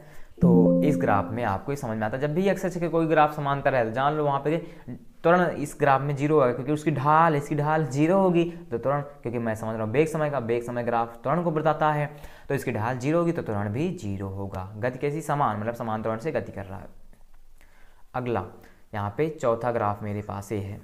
तो यहाँ पे देखिए ये ग्राफ कैसे आ रहा है, नीचे की ओर आ रहा है। कहाँ आ रहा है, नीचे की ओर, नीचे के ऊपर से कहाँ आ रहा है, नीचे। तो वेग है, समय है 0, मूल बिंदु 10 20 30 सेकंड 10 के अंतर पे, फिर 10 20, यहाँ भी मीटर प्रति सेकंड, मतलब वेग भी 10 के अंतर पे है। तो पहला पॉइंट क्या रखना है, इसका त्वरण कैसा होगा, त्वरण इसका नीचे आएगा कोई ग्राफ तो कैसा होगा, ऋणात्मक होगा, मतलब नेगेटिव होगा, जिसको मैं लिख सकता हूँ ऋणात्मक होगा। इसका त्वरण कैसा होगा, ऋणात्मक। ठीक है। अब दूसरा पॉइंट, इसका यहाँ पे चाल क्या मिलेगी, चाल कैसी मिलेगी, यहाँ पे डिक्रीज होगी, मतलब घटेगी, क्योंकि नीचे आ रहा है ना, ऊपर से नीचे आ रहा है, बेचारा गिर रहा है, कूद गया नीचे, तो चाल इसकी क्या हो रही, घट रही है, मतलब यहाँ पे त्वरण ऋणात्मक होगा तो इसकी चाल घटेगी, मतलब गति कैसी हो रही, घट रही है। कोई यहाँ से ऊपर से जाके इसे खींच लिया लाख से आगे नीचे, तो चाल घट जाएगी ना। समझ गए। तो ये आपका ग्राफ का कंसेप्ट क्लियर होता है पूरा। आगे बढ़ते हैं। अब यहाँ पे हम समझते हैं अगला गति का समीकरण, इक्वेशन ऑफ मोशन। देखिए गति के यहाँ पे 3 समीकरण है। पहला है एक कंसेप्ट, किस कंसेप्ट में आएगा, जब वस्तु एक समान त्वरण से सीधी रेखा में यात्रा करती है। एक समान त्वरण है और उसकी रेखा सीधी है, मतलब एक समान त्वरण है, इसी सीधी रेखा में गति करती है। ठीक, तो क्या होगा, उसका त्वरण नहीं बदल रहा, तो उसके लिए मैं गति का 3 समीकरण यहाँ पे लिया है। पहला समीकरण होता है v बराबर u प्लस ए टी, दूसरा है s बराबर यू टी प्लस 1/2 ए टी स्क्वायर, इसी को बोल सकते हैं you t plus half a t square, half मतलब 1/2 आधा जिसको बोलते हैं। ठीक है। और दूसरा समीकरण v स्क्वायर बराबर ए स्क्वायर प्लस का 2as। अब यहाँ से जो u है इसको बोलते हैं प्रारंभिक वेग, और v है अंतिम वेग, s है दूरी, और t मेरा क्या है, समय। यहाँ पे लाइन ऐसे नहीं है, इसको हटा देना। ठीक है। t बराबर क्या है मेरा, समय, तो s को बोलते हैं दूरी, t को समय। तो इसमें मैंने v को क्या बोलेंगे, अंतिम वेग, u को प्रारंभिक वेग, और a यहाँ पे मैंने नहीं लिखा, a हम जानते ही है क्या होता है, त्वरण। a क्या होता है, त्वरण। ये कब सूत्र लगता है, जब वस्तु एक समान त्वरण से सीधी रेखा में गति करती है। ठीक है। ए भी बराबर u plus a t, s बराबर u t plus half a t square, v square बराबर यू स्क्वायर प्लस का 2a यस। समझ गए? एक गति का तीनों समीकरण याद रख लेना, ये इंपॉर्टेंट है, इंपॉर्टेंट कंसेप्ट है, क्योंकि इस पे बहुत सारे न्यूमेरिकल्स बनते हैं, मैं न्यूमेरिकल कराऊंगा भी, ठीक है। इसी में आगे देखते हैं। अब यहाँ पे है अगला टॉपिक मेरा, एक समान वृत्तीय गति, यूनिफॉर्म सर्कुलर मोशन। तो एक समान वृत्तीय गति किसे कहते हैं? देखिए, यदि कोई वस्तु वृत्तीय पथ पर एक समान गति से चलते है तो ऐसी गति को एक समान वृत्तीय गति कहते हैं। मतलब कोई अगर वृत्त है, उस वृत्त पर एक समान गति से चलती है तो उसकी गति को हो ही एक समान वृत्तीय गति कहते हैं। तो वृत्त पे ही चलना मतलब सर्कुलर मोशन पे, सर्कुलर मोशन करना है। एक सर्कुलर मोशन का मतलब है एक वृत्तीय गति करना है। उदाहरण मैंने लिया क्या, एक वृत्ताकार ट्रैक पर स्थिर गति से चलती साइकिल। मान लो कि एक वृत्ताकार पथ है, इसी पे साइकिल दौड़ा रहे हैं, स्थिर वेग स्थिर गति से चल रही है, तो उस की गति क्या कहलाएगी? एक समान वृत्तीय गति। अगला एग्जांपल है, एक रस्सी से बंधे पत्थर को घुमाना। कैसे? जैसे मान लो कि मैं यहाँ पे एक छोटा सा लड़का बनाता हूँ, देखिए ध्यान से समझना है, ठीक, हंसना मत भैया। यहाँ पे मैंने एक छोटा सा लड़का बना दिया, ठीक है। इसके हाथ में एक रस्सी दे दी और इस रस्सी में इस पत्थर को बांध दिया। अब ये पत्थर को ऐसे घुमा रहा है, ऐसे नचा रहा है। कभी बचपन में आपने खेला किया होगा ऐसा कि एक रस्सी में एक डोरी लो, उसमें पत्थर बांध के सिर के ऊपर ऐसे नचाओ, घुमा के ऐसे नचाते रहते हैं। फिर थोड़ी देर बाद क्या होता है, उस पत्थर को मैं छोड़ता हूँ तो किसी भी दिशा में घूम के चला जाता है ना, तो उसकी दिशा भी फिक्स नहीं होती, लेकिन उसकी जो त्वरण है तो फिक्स होता है ना। मैं नचा रहा हूँ, एक ही वेग से उसे घुमा रहा हूँ। तो भैया, तो ये लड़का है तो इस पत्थर को ऐसे घुमा रहा है, तो क्या हुआ, एक रस्सी से बंधे पत्थर को घुमाना, ये वृत्तीय गति का उदाहरण है। आगे देखते हैं। तो यहाँ पे इसको थोड़ा सा कंसेप्ट अच्छे से समझ लेते हैं। देखिए, मैंने एक वृत्त बनाया है और वृत्त के अंदर क्या होता है, सेंटर जिसको बोलते हैं केंद्र, और वहाँ से ये वृत्त से केंद्र से और परिधि बोलते हैं, उसकी बोलते हैं त्रिज्या। मान लो कि यहाँ पे यहाँ पे मैं रख लेता हूँ, कोई कार है, ठीक है, यहाँ पे कोई कार है, ठीक, यहीं से चलती है, यहाँ से, ठीक, यहाँ से कोई कार यहाँ पे चलती है। मैंने कार को, हंसना मत यार, क्योंकि कार मुझसे बनती नहीं है ना। तो यहाँ पे मैंने एक छोटा सा लड़का बना दिया, ठीक, हंसना मत, मैंने एक कार बना दिया, ठीक। अब एक कार यहाँ से चली तो यहाँ से साई से नीचे आएगी कि नहीं, फिर यहाँ से साई से जाएगी, फिर इधर से ऊपर उठेगी और साई से, फिर ऊपर उठेगी साई से, ऐसे उठेगी कि नहीं। तो इसकी दिख रहा है कि इसकी जो चाल है, इसका जो वेग है 20 मीटर प्रति सेकंड, यहाँ भी सांस 20 मीटर प्रति सेकंड के नीचे से आई रफ्तार से, फिर गए 20 मीटर प्रति सेकंड की रफ्तार से, फिर गए 20 मीटर प्रति सेकंड की रफ्तार से। यहाँ क्या हो रहा है, जरा ध्यान समझना, यहाँ जो इसकी चाल है, इसकी जो चाल है नियत है कि नहीं, क्योंकि हर जगह 20 मीटर प्रति सेकंड से आ रही है। तो मतलब इसको बोल सकते हैं कैसे चल रही, एक समान चाल है। कैसा चाल है, एक समान चाल से ये गाड़ी गति कर रही है, ठीक।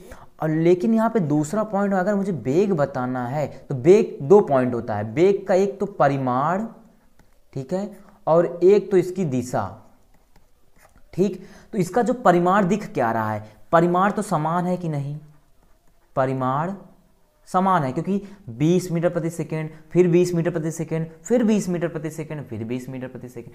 लेकिन यार इसकी दिशा कैसी है, बदल रही है कि नहीं, इसकी दिशा बदलेगी। क्यों, पहले इस दिशा में, यहाँ पे देखो, इस दिशा में गति कर रहा था, अब इधर आया नीचे, फिर इस दिशा में गति करने लगा, अब इधर गया, इस दिशा में गति करने लगा, अब इधर गया, इस दिशा में, मतलब इसकी दिशा बदल रही है। तो जब यार यहाँ पे दिशा बदलेगी तो क्या हो रहा है, यहाँ पे दिशा बदल रही है और इसका वेग में 2 पॉइंट है, दिशा बदलेगी और परिमाण समान है। तो इसका तीसरा पॉइंट, तो इसका त्वरण कैसा होगा, 0 होगा। त्वरण कैसा होगा, 0 होगा कि नहीं होगा। अगर 0 लगाओ, बताओ 0 होगा कि नहीं होगा, 0 नहीं होगा। क्यों, क्योंकि भैया इसकी दिशा बदल रही है, तो त्वरण जो है 0 नहीं होगा। हम समझते हैं कि 20 मीटर प्रति सेकंड, यहाँ 20 मीटर, वेग तो समान है यार, लेकिन त्वरण तो समान भी होना चाहिए, कह सकते हैं ना। लेकिन वेग की दो होती है, एक परिमाण एक दिशा। अगर भाई ये इसमें से एक चीज़ बदल रही है तो त्वरण भी बदलेगा, मतलब जीरो नहीं होगा, बदलेगा त्वरण। क्लियर? क्योंकि यहाँ से गाड़ी सांस यहाँ नीचे आती है 20 मीटर, फिर सांस से ऊपर उठ जाती है, ऐसा। तो ये पॉइंट यहाँ पे ध्यान रखना, ठीक है। तो इसकी दिशा बदलेगी, परिमाण समान रहेगा, चाल इसकी नियत रहेगी, पहला पॉइंट। दूसरा पॉइंट, वेग परिमाण तो समान है कि 20 मीटर हर जगह, दिशा बदल रही है, त्वरण जीरो नहीं होगा क्योंकि दिशा इसकी बदलेगी। क्लियर हुआ? समझ गए? कैसा लगा? मजा आया? आगे देखेंगे। तो अब फाइनली मेरा कंसेप्ट खत्म होता है। अब हम सीखते हैं आंकिक प्रश्न, न्यूमेरिकल्स। यहाँ पे बहुत ही इंपॉर्टेंट क्वेश्चन लिया है, ध्यान से समझना न्यूमेरिकल्स, क्योंकि बच्चों को बहुत डाउट रहता है कि न्यूमेरिकल्स मुझे बनते नहीं, फॉर्मूले याद नहीं रहते। तो न्यूमेरिकल करने से पहले सबसे पहले आपको ध्यान क्या देना है, सबसे पहले क्वेश्चन को पूरा रीड करिए, क्वेश्चन को पूरा पढ़िए और उसमें क्या चीज़ दी है उसको लिखिए। जब आप उसको लिख लेते हैं तब अपने माइंड में रिकॉल करिए कि यार मैंने इस टाइप का कोई सूत्र याद किया है। तो जब आप सूत्र आपके माइंड में आ जाएगा तभी आपका न्यूमेरिकल आसानी से बन जाएगा, ठीक है।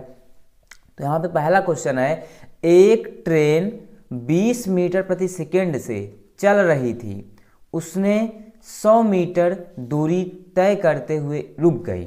मतलब कि उसने 100 मीटर की दूरी यहाँ पे 100 मीटर की दूरी तय करते हुए रुक गई, उसका त्वरण ज्ञात करो, है ना। तो देखिए सबसे पहले एक ट्रेन 20 मीटर प्रति सेकंड से चल रही थी, तो मीटर प्रति सेकंड किसका मात्रक है बताओ। यहाँ पे 20 मीटर प्रति सेकंड किसका मात्रक है, तो एक ट्रेन 20 मीटर प्रति सेकंड से चल रही थी। तो सबसे पहले शुरुआत में दिया वेग, प्रारंभिक वेग, यहाँ पे दिया u बराबर 20 मीटर प्रति सेकंड, क्योंकि प्रारंभिक वेग दिया है। फिर उसने 100 मीटर दूरी तय करते हुए रुक गई, वह 100 मीटर की दूरी तय करते हुए रुक गई, मतलब कि दूरी को यश से व्यक्त करते हैं, यश बराबर 100 मीटर की दूरी तय करते हुए रुक गई। जब रुक जाएगी अंतिम में, तो अंतिम वेग कितना हो जाएगा इसका, जीरो, क्योंकि गाड़ी रुक रही है ना, अंतिम वेग इसका जीरो हो जाएगा। ज्ञात क्या करना है, त्वरण, ए का मान ज्ञात करना है। तो ए जो यहाँ पे चीज़ें दी है, ए किस समीकरण में था बताइए जरा। समीकरण आपको दूसरा याद हो तो वी स्क्वायर बराबर यू स्क्वायर प्लस का 2as, यही था ना। तो अब यहाँ पे अंतिम वेग v का मान कितना दिया, जीरो का स्क्वायर बराबर यू कितना दिया 20, तो 20 का स्क्वायर प्लस 2a तो ज्ञात करना है, यस का मान कितना है 100 गुणे में 100, ए इंटू में है तो एक गुणे में 100 रख देंगे, जीरो का स्क्वायर करूँगा जीरो ही आएगा, बराबर 2 का स्क्वायर करना, 2 का स्क्वायर 4, पीछे एक जीरो है तो एक जीरो का स्क्वायर करूँगा 2 जीरो आएगा, मतलब 20 का स्क्वायर 400 प्लस 100 का 2 में गुणा कराऊंगा 100 दूनी 200 ए बन जाएगा, ठीक। अब ये 400 प्लस में इधर आएगा माइनस में हो जाएगा बराबर 200 ए, त्वरण ही ज्ञात करना है, गुणे में इधर आएगा बटे में, तो यहाँ पे माइनस का 400 बटे इधर 200 आ जाएगा बराबर त्वरण ए, एक जीरो से एक जीरो, एक जीरो से एक जीरो कैंसिल, दो दूनी 4, तो यहाँ माइनस था तो -2 बराबर आ जाएगा त्वरण -2, तो यहाँ पे a बराबर -2 मीटर प्रति सेकेंड स्क्वायर, क्योंकि त्वरण का मात्रक होता है मीटर प्रति सेकेंड स्क्वायर, यही मेरा आंसर हो जाएगा। समझे कि नहीं। सबसे पहले क्या चीज़ दी है, दिया है ना, उसको लिख लेना है, फिर आपको न्यूमेरिकल्स बनाने हैं इसी फॉर्मूले पे, क्योंकि ये गति का कौन सा समीकरण था, दूसरा समीकरण था ना, इसी समीकरण पे मैंने यहाँ पे सॉल्व कर लिया। एक ट्रेन 20 मीटर प्रति सेकंड चल रही थी, शुरुआत में चली इसलिए प्रारंभिक वेग यूं, फिर 100 मीटर की दूरी तय करी, दूरी को यश से व्यक्त करते हैं 100 मीटर, जब दूरी तय करते हुए रुकेगी तो अंतिम वेग होगा, तो अंतिम वेग उसका कितना हो जाएगा जीरो, त्वरण ज्ञात करना है, तो यही समीकरण था दूसरा, बी स्क्वायर बराबर स्क्वायर प्लस का 2as। बढ़ते हैं अगले न्यूमेरिकल की ओर। अगला दूसरा मेरा क्या है, एक वस्तु 4 सेकंड में 16 मीटर और 2 सेकंड में 16 मीटर की दूरी तय करती है, वस्तु की औसत चाल ज्ञात करो, है ना। तो यहाँ पे सबसे पहले हम देखेंगे ज्ञात क्या करना है, औसत चाल। औसत चाल का सूत्र क्या था, कुल, पहले मैंने बताया था ना, कॉन्सेप्ट में समझा था ना, कुल दूरी बटे कुल समय, औसत चाल बराबर कुल दूरी बटे कुल समय। तो यहाँ पे देखिए कुल दूरी कितना है यहाँ पे, पहले 16 मीटर, फिर कितना है यहाँ पे 16 मीटर, तो यहाँ पे 16 + 16 जोड़ देना है, ठीक। कुल समय यहाँ पे कितना समय 4 सेकेंड, फिर उन्होंने लिया कितना 2 सेकेंड, तो कुल समय को जोड़ देना है 4 + 2, 16 16 जोड़ेंगे कितना हो जाएगा 32, और 4 और 2 8, भाग देंगे 8 चौक 32, कट जाएगा। तो यहाँ से मेरा निकल के आ जाएगा औसत चाल बराबर क्या हो जाएगा 4, ठीक, 4 मीटर प्रति सेकंड चाल का मात्रक, ठीक है। तो यहाँ से औसत गति भी बोल सकता है, तो यही फॉर्मूला रखेंगे, गति और चाल एक ही है, ठीक है। क्योंकि अगर बोल देगा औसत गति याद करो तो यहाँ पे कन्फ्यूजन में न रहना, वही लिखाएंगे औसत गति बराबर कुल दूरी बटे कुल समय। क्लियर, आगे बढ़ते हैं। अगला सवाल है, कह रहा है, ये इंपॉर्टेंट है, थोड़ा ध्यान समझना। कह रहा है कि कोई रेलगाड़ी ब्रेक लगने के कारण 6 मीटर प्रति सेकेंड स्क्वायर का मंदन करती है, हुई 2 सेकेंड में रुक जाती है, इस रेलगाड़ी द्वारा तय की गई दूरी ज्ञात करो। एक रेलगाड़ी है जो ब्रेक लगने के कारण, किसके, ब्रेक लगने के कारण, तो अब 6 मीटर प्रति सेकेंड का त्वरण उत्पन्न करती है। तो मंदन का मतलब रुक रही है, तो त्वरण मीटर प्रति सेकंड स्क्वायर किसका मात्रक है, त्वरण का। तो यहाँ पे ए बराबर कितना दे दिया 6 मीटर प्रति सेकंड स्क्वायर। मंदन कर रही मतलब रुक रही है ना, तो इसलिए माइनस त्वरण में हो जाएगा, क्योंकि रुक रही है, त्वरण माइनस भी हो सकता है, धनात्मक भी हो सकता है, ऋणात्मक भी, ठीक, इसलिए -6 हुआ। फिर उसके बाद 2 सेकेंड में रुक जाती है, टाइम कितना दिया 2 सेकेंड रुक जाती है। तो दूरी ज्ञात करना, यस यहाँ से मुझे ज्ञात करना है, ठीक, इतना समझे। तो देखिए जब 2 सेकेंड में रुक जाएगी तो यहाँ से भीत मिलेगा, अंतिम वेग कितना हो जाएगा इसका 0 हो जाएगा कि नहीं, अंतिम वेग 0 होगा ना, क्योंकि जब कोई रेलगाड़ी ब्रेक लगने के कारण, जब ब्रेक लगा के मुझे रोकना है तो अंतिम वेग इसका 0 हो जाएगा, क्योंकि विरामावस्था में गाड़ी आ जाएगी, रुक जाएगी। तो यस ज्ञात करना है, भी दिया है, तो यहाँ से एक पॉइंट और बच रहा है, यहाँ से यू निकालना पड़ेगा ना, तो यहाँ से मुझे यू निकालना पड़ेगा, तभी तो मुझे यस निकाल पाऊंगा। तो सबसे पहले यहाँ पे मैं ज्ञात करता हूँ यू। सूत्र क्या है तुम्हें याद हो, v बराबर यू प्लस का AT, ठीक। v का मान 0 दिया है, यू ऐसे रख लेंगे, यू ज्ञात करना, ए का मान कितना दिया -6, गुणा टाइम दिया 2 सेकेंड, तो 0 बराबर यू, माइनस प्लस का गुणा होगा तो -6 दूनी 12, ये माइनस में इधर आएगा प्लस में, तो u बराबर कितना आ जाएगा 12। तो पहले मैंने यहाँ से u निकाला, प्रारंभिक वेग, मतलब इस रेलगाड़ी का जो प्रारंभिक वेग था वह 12 मीटर प्रति सेकेंड था। कितना क्लियर हुआ। अब अगला मुझे यस ज्ञात करना था, तो सूत्र याद हो, v स्क्वायर बराबर गति का तीसरा समीकरण u स्क्वायर प्लस का 2a, ऐसे गति का दूसरा समीकरण हो, ठीक है। तो यहाँ पे v स्क्वायर बराबर यू स्क्वायर प्लस का 2as, लेकिन याद करो यहाँ पे ज़रा कि अगर u है मेरे पास, यस यहाँ से मैं v मेरे पास 0 दिया है, यहाँ से मैं इसको ज्ञात कर सकता हूँ, ठीक है। लेकिन यहाँ पे कहीं समय है इस सूत्र में नहीं है ना, तो टाइम भी दिया है ना, तो इस वाला समीकरण नहीं लगेगा, ठीक, ये वाला समीकरण नहीं लगेगा, इसको मैं हटा देता हूँ। आपको याद हो गति का तीसरा समीकरण, ये हट गया। तो याद करो कौन सा समीकरण था, गति का तीसरा समीकरण मेरे पास था यस बराबर, ये तो गति का भी मैंने तीसरा लिखा था, दूसरा ही है यूटी प्लस हाफ, मतलब 1/2 AT स्क्वायर, क्योंकि इसमें समय है, समय दिया ना, तो यस बराबर UT plus half AT square, ठीक। तो अब इसको हमें यहाँ से मैं ज्ञात करता हूँ, दूरी निकालना, तो यस बराबर यू का मान कितना निकाला 12 गुणे t, यहाँ पे t कितना दिया 2 सेकेंड प्लस 1/2, फिर a, त्वरण a कितना है -6 गुणे t यहाँ पे कितना 2 का स्क्वायर लगा दूंगा, ठीक। तो यहाँ पे यस बराबर 12 दूना 24 प्लस 1/2, फिर गुणे -6 गुणे 2 का स्क्वायर करूँगा तो 4 आ जाएगा, काटते हैं इसको, 2 दूनी 4, तो यहाँ पे यस बराबर 24, यहाँ माइनस का प्लस से गुणा हो जाएगा तो माइनस प्लस माइनस, फिर 6 है 2, 6 दूनी 12, क्योंकि 1 का गुणा होगा तो इसी में 1 वही 12 ही करना, 12 ही होगा। तो यस बराबर 24 में से 12 घटाएंगे तो कितना आ जाएगा 12 मीटर। इसकी दूरी निकल जाएगी 12 मीटर। प्रारंभिक भी दूरी वही आई, प्रारंभिक वेग भी और प्रारंभिक और दूरी भी वही आ गई 12 मीटर। इसका ए आंसर हो जाएगा। ठीक है, दूरी बोला था। तो क्या मुझसे पहले कहा था कि आप प्रारंभिक वेग ज्ञात करो? नहीं कहा था ना, तो पहले उसको निकाला तभी सूत्र पे रखा, तभी मेरा यहाँ पे ज्ञात हो पाया। अगला न्यूमेरिकल देखते हैं। अगला है, क्या कह रहा है, एक पिंड प्रारंभिक गति 5 मीटर प्रति सेकेंड। प्रारंभिक गति किससे व्यक्त करते हैं? यू से। यू बराबर 5 मीटर प्रति सेकेंड। जो दिया लिख लो।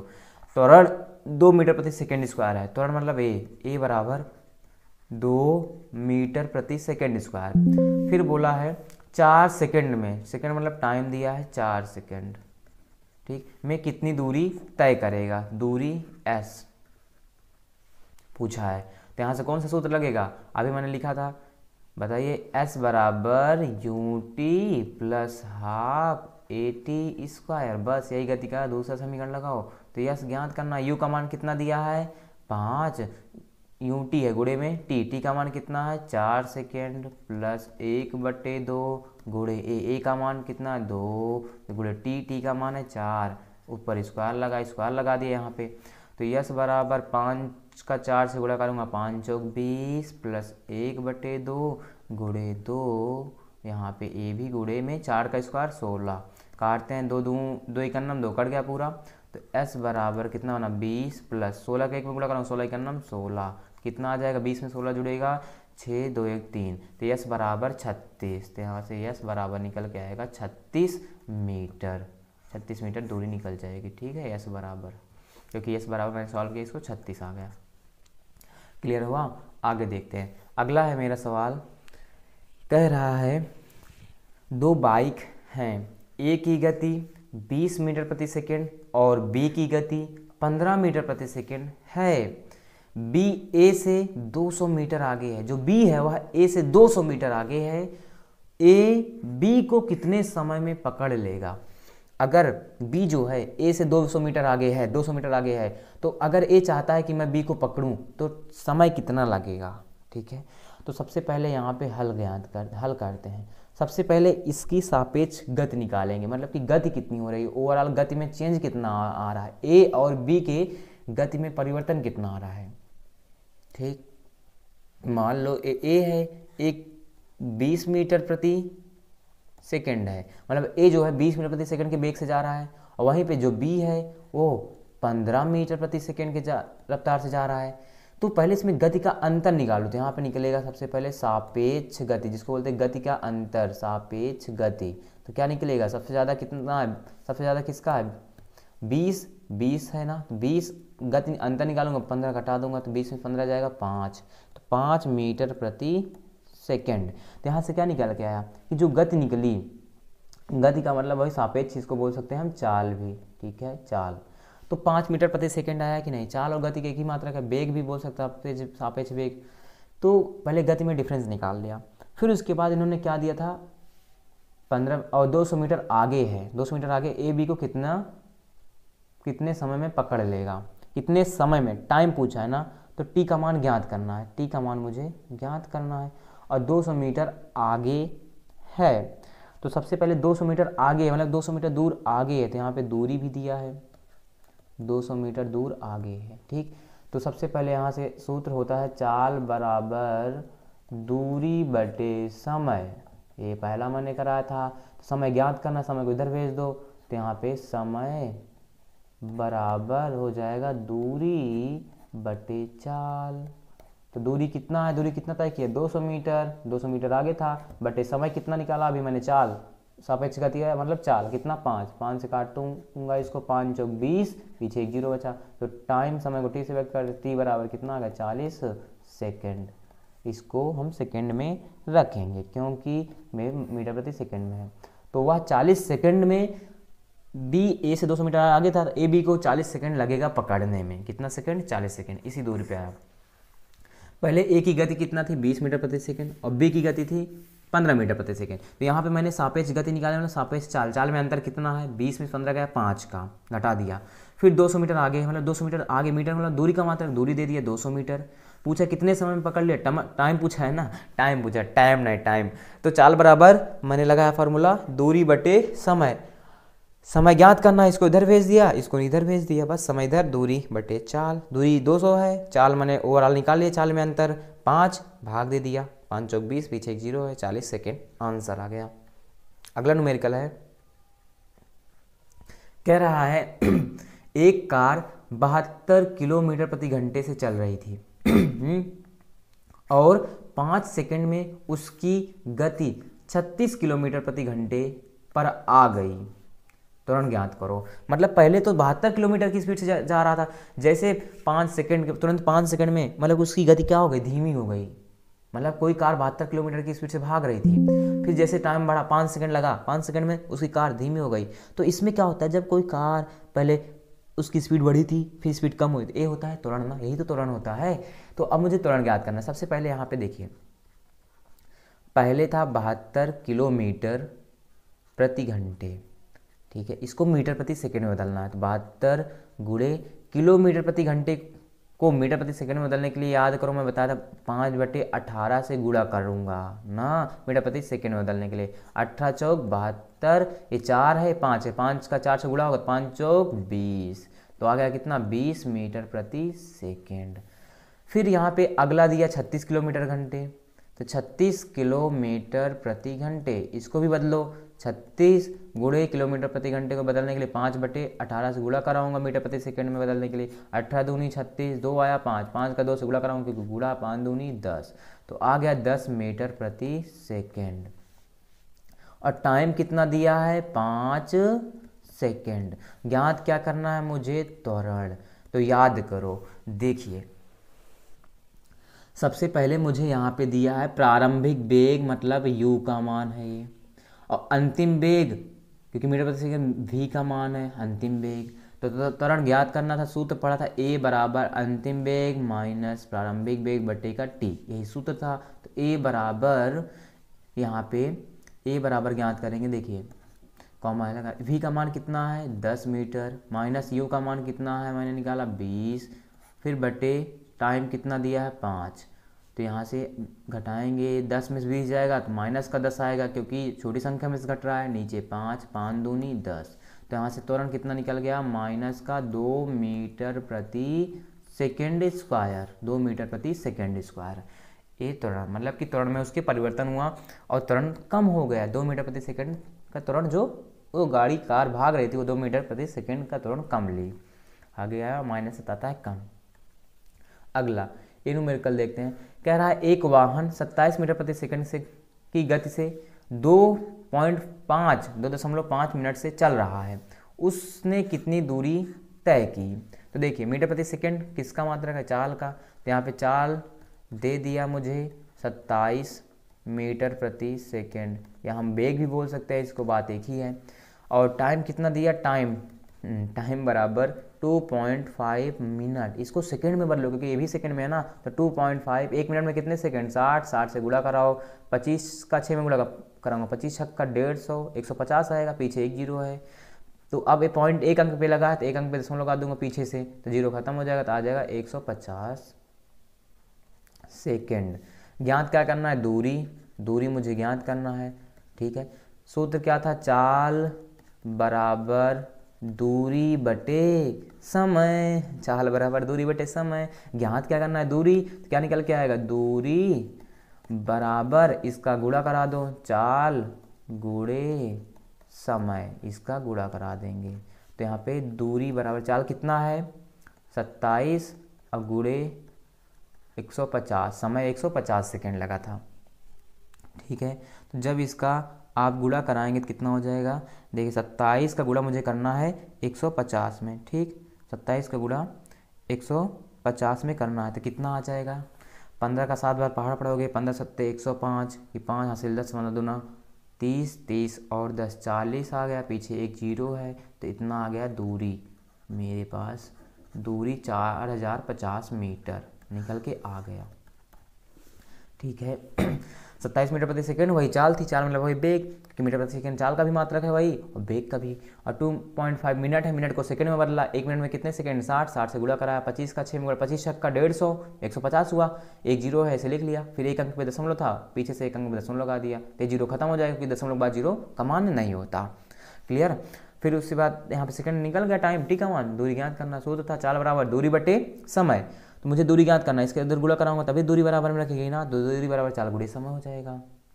चाल का 27 दिया है मीटर प्रति सेकंड, समय 150, गुणा करा दिया, आ गया। अगला ही सवाल है, क्या बोला इस सवाल में, देखिए कह रहा है कि किसी वस्तु की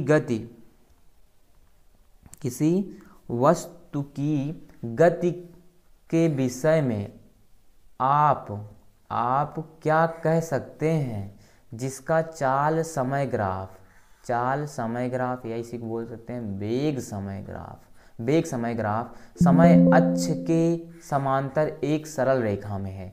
तो सबसे पहले यहाँ पे ग्राफ बनाइए, वेग समय ग्राफ बोला है, मैंने एक ग्राफ बना दिया, पहले एक्स और वाई अक्ष ग्राफ बनाते, जब भी कोई ग्राफ बनाए वाई और एक्स अक्ष बना लेना, ठीक है।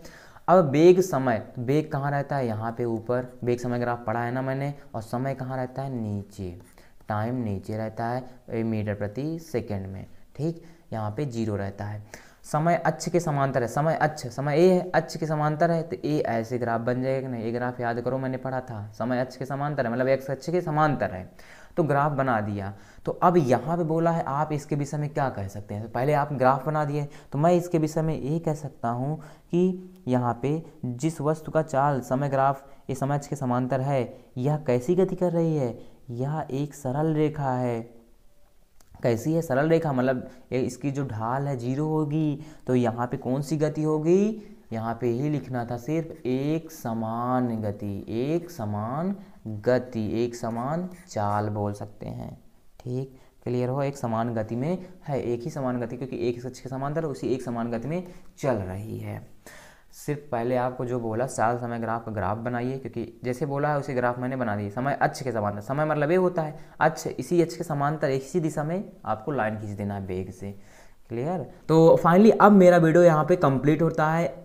आप पूरा कंप्लीट एंड तक देखे हैं, कुछ नया सीखे हैं और वीडियो में पढ़ने में बहुत मज़ा आया। तो प्लीज़ आपसे एक रिक्वेस्ट है, वीडियो के नीचे जाके कमेंट करना यार भैया बहुत मज़ा आया वीडियो को पढ़ने में, और ऐसे ही वीडियो लाइएगा, क्योंकि अब नेक्स्ट जो वीडियो आने वाली है वो भी बहुत ही खतरनाक वीडियो आने वाली है, बहुत ही मज़ा आएगा। सिर्फ ध्यान से पढ़ते रहिए और आगे बढ़ते रहिए। मिलेंगे एक नए और शानदार वीडियो में, तब तक के लिए bye bye, take care and love you all.